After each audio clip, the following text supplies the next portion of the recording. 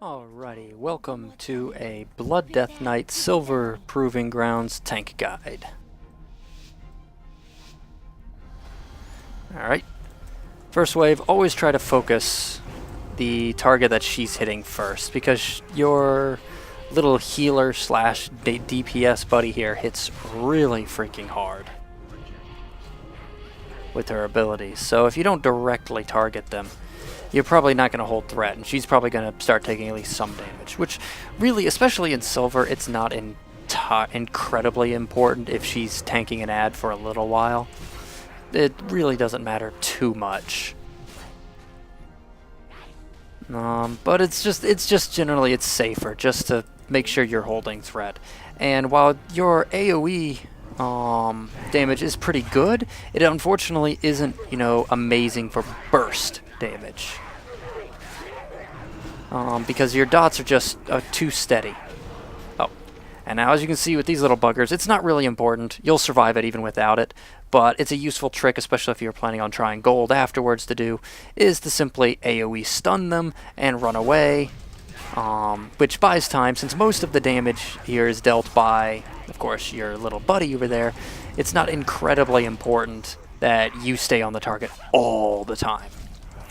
Death Knights really don't make the greatest kiting ads, but they're not too bad, especially once you can stun and just get some distance and let their debuff fall off.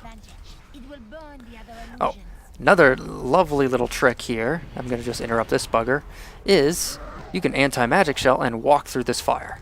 And it doesn't do hardly anything to you. You won't take the debuff. It makes this really easy. It is almost like cheating for Blood Death Knights. But I'm not going to complain. A lot of other tanks, namely like Brewmaster Monks for example, have a lot of little cheating tricks they can use, so you take advantage of what you got. Anti-magic shell makes basically handling those magic damage ads, which really are, to be perfectly honest, the hardest hitting ad in here. Now, and I missed one of these buggers. Let me just death grip you. Get over here, you. Oh, I'm actually going to use one of my rune taps just to negate that a little bit. And I'm not kiting them in here, mainly because it doesn't really matter. The only ad here that's going to take any sort of effort to kill is the large illusionary flame caller, just spamming your pyroblasts. And I have to admit, I'm not following a good Death Knight Death Strike rotation either. Normally, you want to always try to save a Death Strike for whenever you need it, so don't just spam it.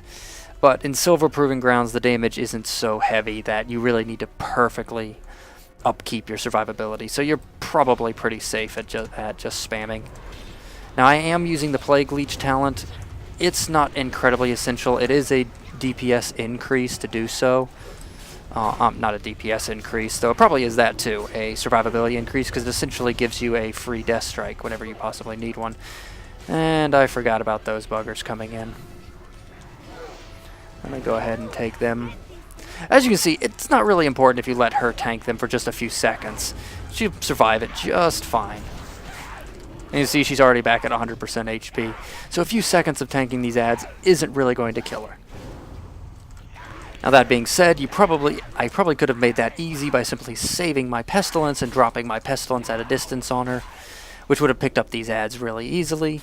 But, again, whatever really works. I'm also using the Glyph of Outbreak, which causes my Outbreak to cost runic power but removes the cooldown. This is what enables me to basically just instantly apply it. Essentially what it does is I can use Plague Leech, which I just failed at because I was trying to show you guys. Always use Plague Leech when your runes are all on cooldown. Not whenever you feel that you might need another Death Strike, because sometimes your runes will be uneven. So really, I haven't done very well this time, but, it doesn't really matter. It's Silver Proving Grounds. As you can see, I'm just really spamming Death Strike, upkeeping my diseases, and killing these ads. The damage is not so intense that really you should have any massive trouble with it. The only thing that really could start causing problems for you is if you start standing in the fire during those fire waves. Like this wave, for example. Now, unfortunately, this bugger's going to knock me back in about a second. So I'm going to make sure I get myself properly positioned so that when he does knock me back, I'm not going to go flying through the fire, like right there. Boop. And there you see I had a Death Strike ready and waiting for that. And now I'm just going to anti-magic shell and step right here. And that'll position this bugger in the fire a bit to increase the damage he's taking.